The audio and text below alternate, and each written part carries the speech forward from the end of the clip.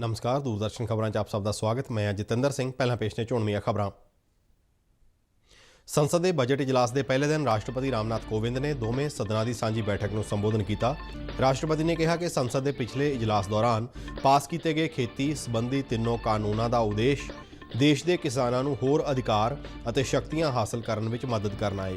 ਰਾਸ਼ਟਰਪਤੀ ਨੇ ਕਿਹਾ ਕਿ ਇਹਨਾਂ ਕਾਨੂੰਨਾਂ ਰਾਹੀਂ ਖੇਤੀਬਾੜੀ ਖੇਤਰ ਵਿੱਚ ਕੀਤੇ ਗਏ ਸੁਧਾਰਾਂ ਨਾਲ 10 ਕਰੋੜ ਤੋਂ ਵੱਧ ਕਿਸਾਨਾਂ ਨੂੰ ਲਾਭ ਮਿਲਣਾ ਸ਼ੁਰੂ ਹੋ ਗਿਆ ਹੈ।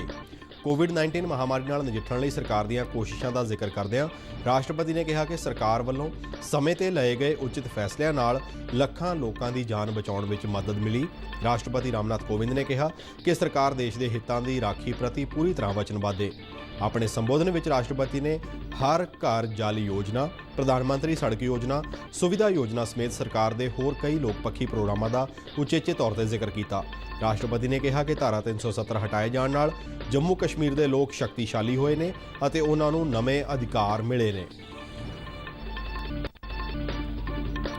ਵਿੱਤ ਮੰਤਰੀ ਨਿਰਮਲਾ ਸੀਤਾਰਮਨ ਨੇ ਅੱਜ ਲੋਕ ਸਭਾ ਵਿੱਚ ਆਰਥਿਕ ਸਰਵੇਖਣ 2020-21 ਪੇਸ਼ ਕੀਤਾ। ਸਾਲ 2020-21 ਦੇ ਆਰਥਿਕ ਸਰਵੇਖਣ ਵਿੱਚ ਅਗਲੇ ਮਾਲੀ ਵਰ੍ਹੇ ਵਿੱਚ GDP ਦੀ ਵਿਕਾਸ ਦਰ 11% ਰਹਿਣ ਦਾ ਅਨੁਮਾਨ ਲਗਾਇਆ ਗਿਆ। ਪ੍ਰਧਾਨ ਮੰਤਰੀ ਨਰਿੰਦਰ ਮੋਦੀ ਨੇ ਕਿਹਾ ਕਿ ਇਹ ਦਹਾਕਾ ਭਾਰਤ ਦੇ ਉੱਜਲ ਭਵਿੱਖ ਲਈ ਬਹੁਤ ਮਹੱਤਵਪੂਰਨ ਹੈ ਅਤੇ ਇਸ ਦਾ ਪੂਰਾ ਲਾਭ ਉਠਾਉਂਦਿਆਂ ਦਹਾਕੇ ਦੌਰਾਨ ਦੇਸ਼ ਨਾਲ ਸੰਬੰਧਿਤ ਸਾਰੇ ਮੁੱਦਿਆਂ ਤੇ ਚਰਚਾ ਹੋਣੀ ਚਾਹੀਦੀ ਹੈ। ਨਰਿੰਦਰ ਮੋਦੀ ਨੇ ਵਿਸ਼ਵਾਸ ਜਤਾਇਆ ਕਿ ਸੰਸਦ ਦੇ ਸਾਰੇ ਮੈਂਬਰ ਲੋਕਤੰਤਰ ਦੀ ਸੀਮਾ ਅੰਦਰ ਰਹਿੰਦਿਆਂ ਲੋਕਾਂ ਦੀਆਂ ਇੱਛਾਵਾਂ ਨੂੰ ਪੂਰਾ ਕਰਨਗੇ।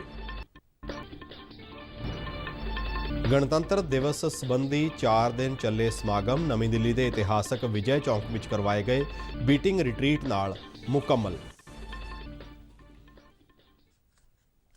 ਤੇ ਹੁਣ ਖਬਰਾਂ ਵਿਸਥਾਰ ਨਾਲ।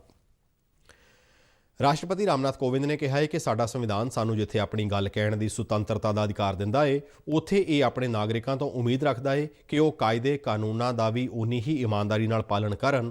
ਸੰਸਦ ਦੇ ਬਜਟ ਇਜਲਾਸ ਦੇ ਪਹਿਲੇ ਦਿਨ ਅੱਜ ਦੋਨੇ ਸਦਨਾਂ ਦੀ ਸਾਂਝੀ ਬੈਠਕ ਨੂੰ ਸੰਬੋਧਨ ਕਰਦਿਆਂ ਉਹਨਾਂ ਹਾਲ ਹੀ ਵਿੱਚ ਕੌਮੀ ਝੰਡੇ ਦਾ ਅਪਮਾਨ ਅਤੇ ਗਣਤੰਤਰ ਦਿਵਸ ਦੀ ਬੇਅਦਬੀ ਨੂੰ ਮੰਦਭਾਗਾ ਕਰਾਰ ਦਿੱਤਾ। ਉਹਨਾਂ ਕਿਹਾ ਕਿ ਸੰਸਦ ਦੇ ਪਿਛਲੇ ਇਜਲਾਸ ਦੌਰਾਨ ਪਾਸ ਕੀਤੇ ਗਏ ਖੇਤੀ ਸੰਬੰਧੀ ਤਿੰਨੋਂ ਕਾਨੂੰਨਾਂ ਦਾ ਉਦੇਸ਼ ਦੇਸ਼ ਦੇ ਕਿਸਾਨਾਂ ਨੂੰ ਹੋਰ ਅਧਿਕਾਰ ਅਤੇ ਸ਼ਕਤੀਆਂ ਹਾਸਲ ਕਰਨ ਵਿੱਚ ਮਦਦ ਕਰਨਾ ਹੈ। ਰਾਸ਼ਟਰਪਤੀ ਨੇ ਇਹ ਵੀ ਕਿਹਾ ਕਿ ਇਹਨਾਂ ਕਾਨੂੰਨਾਂ ਰਾਹੀਂ ਖੇਤੀਬਾੜੀ ਖੇਤਰ ਵਿੱਚ ਕੀਤੇ ਗਏ ਸੁਧਾਰਾਂ ਨਾਲ 10 ਕਰੋੜ ਤੋਂ ਵੱਧ ਕਿਸਾਨਾਂ ਨੂੰ ਲਾਭ ਮਿਲਣਾ ਸ਼ੁਰੂ ਹੋ ਗਿਆ ਹੈ। ਸ਼੍ਰੀ ਕੋਵਿੰਦ ਨੇ ਕਿਹਾ ਕਿ ਕਿਸਾਨਾਂ ਨੂੰ ਮਿਲ ਰਹੇ ਇਹਨਾਂ ਫਾਇਦਿਆਂ ਨੂੰ ਦੇਖਦਿਆਂ ਅਨੇਕ ਸਿਆਸੀ ਪਾਰਟੀਆਂ ਨੇ ਖੇਤੀ ਸੁਧਾਰਾਂ ਨੂੰ ਆਪਣਾ ਪੂਰਾ ਸਮਰਥਨ ਦਿੱਤਾ ਹੈ। ਉਹਨਾਂ ਇਹ ਵੀ ਕਿਹਾ ਕਿ ਸਰਵਉੱਚ ਅਦਾਲਤ ਨੇ ਖੇਤੀ ਕਾਨੂੰਨਾਂ ਦੇ ਅਮਲ ਤੇ ਫਿਲਹਾਲ ਰੋਕ ਲਗਾਈ ਹੋਈ ਹੈ ਅਤੇ ਸਰਕਾਰ ਇਸ ਸਬੰਧ ਵਿੱਚ ਅਦਾਲਤ ਦੇ ਕਿਸੇ ਵੀ ਫੈਸਲੇ ਦਾ ਸਨਮਾਨ ਕਰੇਗੀ। ਰਾਸ਼ਟਰਪਤੀ ਨੇ ਜ਼ੋਰ ਦੇ ਕੇ ਕਿਹਾ ਕਿ ਕੇਂਦਰ ਸਰਕਾਰ ਨੇ ਕਿਸਾਨਾਂ ਦੀ ਹਾਲਤ ਸੁਧਾਰਨ ਲਈ ਕਈ ਕਦਮ ਚੁੱਕੇ ਨੇ। ਉਹਨਾਂ ਦੀ ਭਲਾਈ ਲਈ ਖੇਤੀ ਸੰਬੰਧੀ MS ਸਵਾਮੀਨਾਥਨ ਕਮਿਸ਼ਨ ਦੀ ਰਿਪੋਰਟ ਵਿੱਚ ਕੀਤੀਆਂ ਗਈਆਂ ਸਿਫਾਰਿਸ਼ਾਂ ਨੂੰ ਲਾਗੂ ਕੀਤਾ ਗਿਆ ਹੈ। ਸਰਕਾਰ ਨੇ ਫਸਲਾਂ ਦੇ ਘੱਟੋ-ਘੱਟ ਸਮਰਥਨ ਮੁੱਲ ਵਿੱਚ ਵੀ 1.5 ਗੁਣਾ ਵਾਧਾ ਕੀਤਾ ਹੈ। माननीय सदस्यगण, कोरोना वैश्विक महामारी के इस दौर में हो रहा संसद का ये संयुक्त सत्र बहुत महत्वपूर्ण है। पिछले दिनों हुआ तिरंगे और गणतंत्र दिवस जैसे पवित्र दिन का अपमान बहुत दुर्भाग्यपूर्ण है। जो संविधान हमें अभिव्यक्ति की आज़ादी का अधिकार देता है, वही संविधान हमें सिखाता है कि कानून और नियम का भी उतनी ही गंभीरता से पालन करना चाहिए। मेरी सरकार ये स्पष्ट करना चाहती है कि 3 नए कृषि कानून बनने से पहले पुरानी व्यवस्थाओं के तहत जो अधिकार थे तथा जो सुविधाएं थी, उनमें कहीं कोई कमी नहीं की गई है, बल्कि इन कृषि सुधारों के जरिए सरकार ने किसानों को नई सुविधाएं उपलब्ध कराने के साथ साथ नए अधिकार भी दिए हैं ताकि भारतीय कृषि आधुनिक भी बने और कृषि का विस्तार भी हो। इन्हीं प्रयासों के क्रम में मेरी सरकार ने स्वामीनाथन आयोग की सिफारिशों को लागू करते हुए लागत से 1.5 गुना MSP देने का फैसला भी किया है। ਕੋਵਿਡ-19 ਮਹਾਮਾਰੀ ਨਾਲ ਨਜਿੱਠਣ ਲਈ ਸਰਕਾਰ ਦੀਆਂ ਕੋਸ਼ਿਸ਼ਾਂ ਦਾ ਜ਼ਿਕਰ ਕਰਦਿਆਂ ਰਾਸ਼ਟਰਪਤੀ ਨੇ ਇਸ ਗੱਲ ਤੇ ਤਸੱਲੀ ਪ੍ਰਗਟ ਕੀਤੀ ਕਿ ਸਰਕਾਰ ਵੱਲੋਂ ਸਮੇਂ ਤੇ ਲਏ ਗਏ ਉਚਿਤ ਫੈਸਲਿਆਂ ਨਾਲ ਲੱਖਾਂ ਲੋਕਾਂ ਦੀ ਜਾਨ ਬਚਾਉਣ ਵਿੱਚ ਮਦਦ ਮਿਲੀ ਅਤੇ ਹੁਣ ਇਹਨਾਂ ਦੀ ਬਦੌਲਤ ਹੀ ਦੇਸ਼ ਵਿੱਚ ਕੋਰੋਨਾ ਦੇ ਮਾਮਲਿਆਂ ਵਿੱਚ ਲਗਾਤਾਰ ਕਮੀ ਆ ਰਹੀ ਹੈ। ਸ਼੍ਰੀ ਰਾਮਨਾਥ ਕੋਵਿੰਦ ਨੇ ਕਿਹਾ ਕਿ ਜਿੱਥੇ ਇੱਕ ਪਾਸੇ ਜਨਤਾ ਨੂੰ ਮਹਾਮਾਰੀ ਤੋਂ ਬਚਾਉਣ ਦੀਆਂ ਕੋਸ਼ਿਸ਼ਾਂ ਲਗਾਤਾਰ ਜਾਰੀ ਨੇ, ਉੱਥੇ ਦੇਸ਼ ਦੀ ਅਰਥ ਵਿਵਸਥਾ ਮਹਾਮਾਰੀ ਨਾਲ ਹੋਏ ਨੁਕਸਾਨ ਤੋਂ ਉੱਭਰ ਰਹੀ ਹੈ। ਉਹਨਾਂ ਕਿਹਾ ਕਿ ਸੰਕਟ ਦੀ ਇਸ ਘੜੀ ਵਿੱਚ ਭਾਰਤ ਨੇ ਦੁਨੀਆ ਦੇ ਕਈ ਦੇਸ਼ਾਂ ਨੂੰ ਕੋਰੋਨਾ ਦੇ ਲੱਖਾਂ ਟੀਕੇ ਮੁਫਤ ਉਪਲਬਧ ਕਰਵਾ ਕੇ ਮਾਨਵਤਾ ਪ੍ਰਤੀ ਆਪਣੇ ਫਰਜ਼ ਨਿਭਾਏ ਨੇ। ये संतोष है कि मेरी सरकार के समय पर लिए गए सटीक फैसलों से लाखों देशवासियों का जीवन बचा है। आज देश में कोरोना के नए मरीजों की संख्या भी तेजी से घट रही है और जो संक्रमण से ठीक हो चुके हैं उनकी संख्या भी बहुत अधिक है।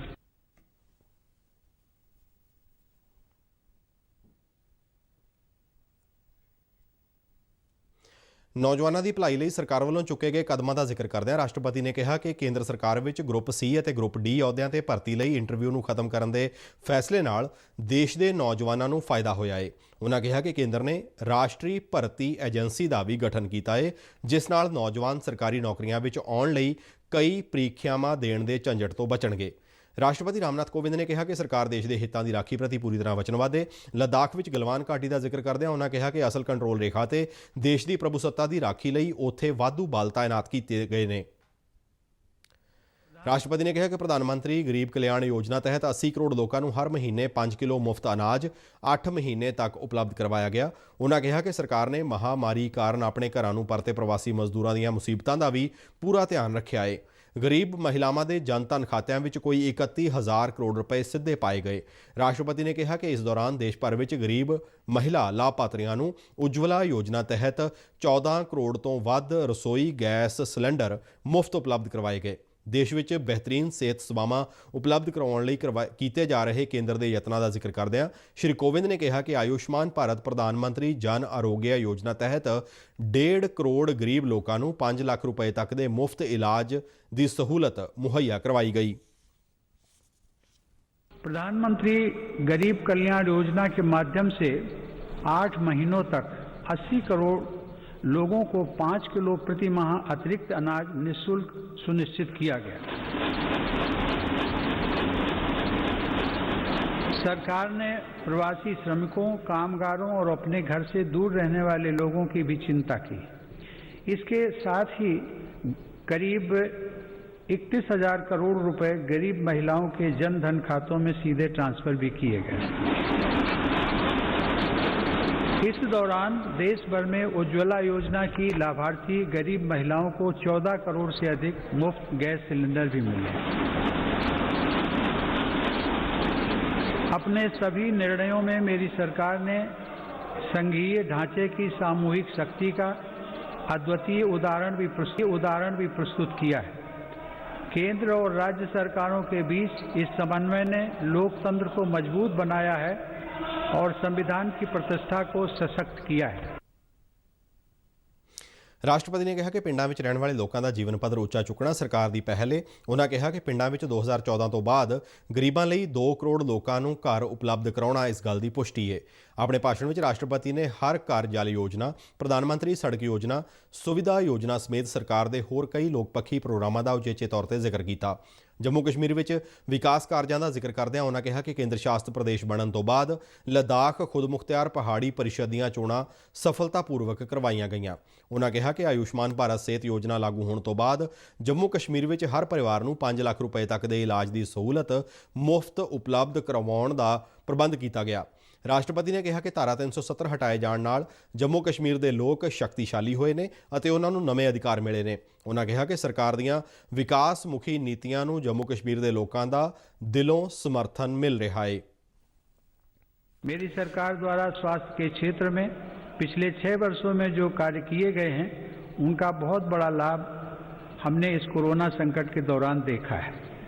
इन वर्षों में इलाज से जुड़ी व्यवस्थाओं को आधुनिक बनाने के साथ ही बीमारी से बचाव पर भी उतना ही बल दिया गया है। प्रयासों से आज देश की स्वास्थ्य सेवाएं गरीबों को आसानी से उपलब्ध हो रही हैं तथा बीमारियों पर होने वाला उनका खर्च कम हो रहा है।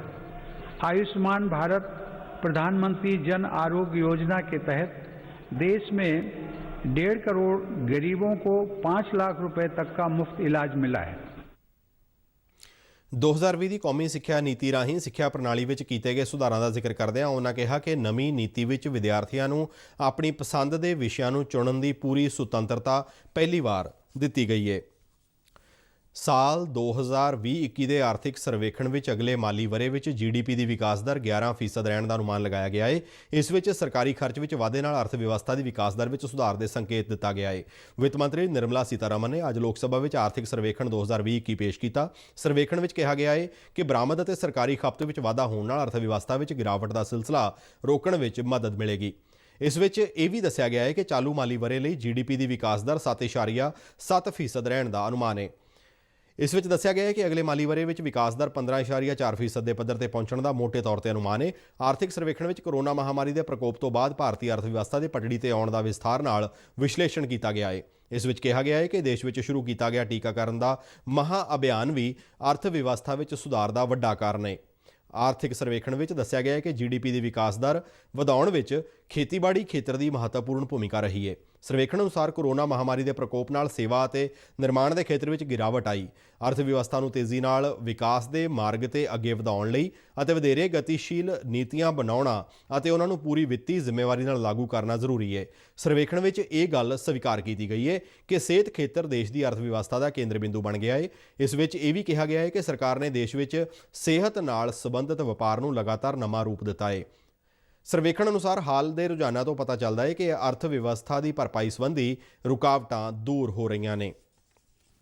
I wish to lay on the table Hindi and English versions of the Economic Survey 2020-21, Volume 1 and Volume 2. ਪ੍ਰਧਾਨ ਮੰਤਰੀ ਨਰਿੰਦਰ ਮੋਦੀ ਨੇ ਕਿਹਾ ਹੈ ਕਿ ਇਹ ਦਹਾਕਾ ਭਾਰਤ ਦੇ ਉੱਜਲ ਭਵਿੱਖ ਲਈ ਬਹੁਤ ਮਹੱਤਵਪੂਰਨ ਹੈ ਅਤੇ ਇਸ ਦਾ ਪੂਰਾ ਲਾਭ ਉਠਾਉਂਦਿਆਂ ਦਹਾਕੇ ਦੌਰਾਨ ਦੇਸ਼ ਨਾਲ ਸੰਬੰਧਿਤ ਸਾਰੇ ਮੁੱਦਿਆਂ ਤੇ ਚਰਚਾ ਹੋਣੀ ਚਾਹੀਦੀ ਹੈ। ਸੰਸਦ ਵਿੱਚ ਬਜਟ ਇਜਲਾਸ ਦੀ ਸ਼ੁਰੂਆਤ ਤੋਂ ਪਹਿਲਾਂ ਮੀਡੀਆ ਨਾਲ ਗੱਲਬਾਤ ਕਰਦਿਆਂ ਉਹਨਾਂ ਕਿਹਾ ਕਿ ਦੇਸ਼ ਸਾਹਮਣੇ ਸੁਤੰਤਰਤਾ ਸੈਨਾਨੀਆਂ ਦੇ ਸੁਪਨਿਆਂ ਨੂੰ ਪੂਰਾ ਕਰਨ ਦਾ ਸੁਨਹਿਰੀ ਮੌਕਾ ਆ ਗਿਆ ਹੈ। ਨਰਿੰਦਰ ਮੋਦੀ ਨੇ ਕਿਹਾ ਕਿ ਸੰਸਦ ਦਾ ਇਹ ਇਜਲਾਸ ਇਸ ਦਹਾਕੇ ਦੀ ਸ਼ੁਰੂਆਤ ਨਾਲ ਹੋ ਰਿਹਾ ਹੈ ਅਤੇ ਇਸ ਸਾਲ ਦੇ ਬਜਟ ਨੂੰ ਉਹਨਾਂ 4-5 ਮਿੰਨੀ ਬਜਟਾਂ ਦਾ ਹਿੱਸਾ ਮੰਨਿਆ ਜਾਣਾ ਚਾਹੀਦਾ ਹੈ ਜੋ ਸਾਲ ਦੌਰਾਨ ਵਿੱਤ ਮੰਤਰੀ ਨਿਰਮਲਾ ਸੀਤਾਰਮਨ ਨੇ ਵੱਖ-ਵੱਖ ਪੈਕੇਜਾਂ ਦੇ ਰੂਪ ਵਿੱਚ ਪੇਸ਼ ਕੀਤੇ। ਪ੍ਰਧਾਨ ਮੰਤਰੀ ਨੇ ਕਿਹਾ ਕਿ ਭਾਰਤ ਦੇ ਇਤਿਹਾਸ ਵਿੱਚ ਪਹਿਲੀ ਵਾਰ ਸਾਲ ਦੌਰਾਨ ਇਸ ਤਰ੍ਹਾਂ ਦੇ 4-5 ਬਜਟ ਪੇਸ਼ ਕੀਤੇ ਗਏ। ਨਰਿੰਦਰ ਮੋਦੀ ਨੇ ਵਿਸ਼ਵਾਸ ਜਤਾਇਆ ਕਿ ਸੰਸਦ ਦੇ ਸਾਰੇ ਮੈਂਬਰ ਲੋਕਤੰਤਰ ਦੀ ਸੀਮਾ ਅੰਦਰ ਰਹਿੰਦਿਆਂ ਲੋਕਾਂ ਦੀਆਂ ਇੱਛਾਵਾਂ ਨੂੰ ਪੂਰਾ ਕਰਨਗੇ। भारत के इतिहास में पहली बार हुआ कि 2020 में एक नहीं हमें वित्त मंत्री जी को अलग अलग पैकेज के रूप में एक प्रकार से 4-5 मिनी बजट देने पड़े। ਗਣਤੰਤਰ ਦਿਵਸ ਦੇ ਸਬੰਧ ਵਿੱਚ 4 ਦਿਨ ਤੱਕ ਚੱਲੇ ਸਮਾਗਮ ਅੱਜ ਨਵੀਂ ਦਿੱਲੀ ਦੇ ਇਤਿਹਾਸਕ ਵਿਜੇ ਚੌਂਕ 'ਚ ਕਰਵਾਏ ਗਏ ਬੀਟਿੰਗ ਰਿਟਰੀਟ ਸਮਾਗਮ ਨਾਲ ਮੁਕੰਮਲ ਹੋ ਗਏ। ਇਸ ਸਾਲ ਭਾਰਤੀ ਧੁਨਾਂ ਸਮਾਗਮ ਦੇ ਆਕਰਸ਼ਣ ਦਾ ਕੇਂਦਰ ਰਹੀਆਂ। ਬੀਟਿੰਗ ਰਿਟਰੀਟ ਸਮਾਗਮ ਵਿੱਚ ਭਾਰਤੀ ਸੈਨਾਵਾਂ ਦੇ ਸੁਪਰੀਮ ਕਮਾਂਡਰ ਰਾਸ਼ਟਰਪਤੀ ਰਾਮਨਾਥ ਕੋਵਿੰਦ ਤੋਂ ਇਲਾਵਾ ਪ੍ਰਧਾਨ ਮੰਤਰੀ ਨਰਿੰਦਰ ਮੋਦੀ ਤੇ ਰੱਖਿਆ ਮੰਤਰੀ ਰਾਜਨਾਥ ਸਿੰਘ ਵੀ ਸ਼ਾਮਲ ਹੋਏ। ਸਮਾਗਮ ਦੌਰਾਨ ਜਲ ਸੈਨਾ, ਥਲ ਸੈਨਾ, ਹਵਾਈ ਸੈਨਾ ਅਤੇ ਕੇਂਦਰੀ ਨੀਮ ਫੌਜੀ ਪੁਲਿਸ ਬਲਾਂ ਦੇ 26 ਤੋਂ ਵੱਧ ਰਵਾਇਤੀ ਬੈਂਡਾਂ ਨੇ ਸ਼ਾਨਦਾਰ ਅਤੇ ਰਵਾਇਤੀ ਸੰਗੀਤ ਦੇ ਨਾਲ ਦਰਸ਼ਕਾਂ ਦਾ ਮਨੋਰੰਜਨ ਕੀਤਾ। ਸਮਾਗਮ ਦੌਰਾਨ ਸੁਨਹਿਰੀ ਵਿਜੇ ਥੀਮ ਦੇ ਨਾਲ ਮਾਸਟ ਬੈਂਡ ਸਭ ਤੋਂ ਅੱਗੇ ਸੀ। ਪਾਕਿਸਤਾਨ ਦੇ ਖਿਲਾਫ 1971 ਦੀ ਲੜਾਈ ਵਿੱਚ ਭਾਰਤ ਦੀ ਜਿੱਤ ਦੇ 50 ਸਾਲ ਮੁਕੰਮਲ ਹੋਣ ਤੇ ਵਿਸ਼ੇਸ਼ ਤੌਰ ਤੇ ਇਹ ਪੇਸ਼ਕਾਰੀ ਕੀਤੀ ਗਈ। ਇਸ ਤੋਂ ਇਲਾਵਾ ਪਾਈਪ ਬੈਂਡ ਅਤੇ drum band, CAPF band, air force band, naval band ਅਤੇ ਆਰਮੀ ਬੈਂਡ ਚੱਲਿਆ। ਸਮਾਗਮ ਦੇ ਅੰਤ ਵਿੱਚ ਹਰਮਨ ਪਿਆਰੀ ਧੁਨ ਸਾਰੇ ਜਹਾਂ ਸੇ ਅੱਛਾ ਪੇਸ਼ ਕੀਤੀ ਗਈ। ਦੂਰਦਰਸ਼ਨ ਕੇਂਦਰ ਵਿੱਚ ਹੈਲਪਰ ਵਜੋਂ ਤਾਇਨਾਤ ਕੁਲਦੀਪ ਸਿੰਘ ਆਪਣੇ ਕੋਈ 35 ਸਾਲ ਦੇ ਸੇਵਾ ਕਾਲ ਮਗਰੋਂ ਸੇਵਾ ਮੁਕਤ ਹੋ ਗਏ। ਦੂਰਦਰਸ਼ਨ ਦੇ ਸਮੂਹ ਸਟਾਫ ਵੱਲੋਂ ਉਹਨਾਂ ਦੀਆਂ 35 ਸਾਲ ਦੀਆਂ ਸੇਵਾਵਾਂ ਨੂੰ ਚੇਤੇ ਕੀਤਾ ਗਿਆ ਤੇ ਉਹਨਾਂ ਦੀ ਖੁਸ਼ਹਾਲ ਸੇਵਾ ਮੁਕਤ ਜ਼ਿੰਦਗੀ ਦੀ ਕਾਮਨਾ ਕੀਤੀ ਗਈ। ਇਸ ਦੇ ਨਾਲ ਹੀ ਸਾਡਾ ਖਬਰਾਂ ਦਾ ਇਹ ਬੁਲੇਟਿਨ ਸਮਾਪਤ ਹੁੰਦਾ ਹੈ। ਇਜਾਜ਼ਤ ਦਿਓ। ਨਮਸਕਾਰ।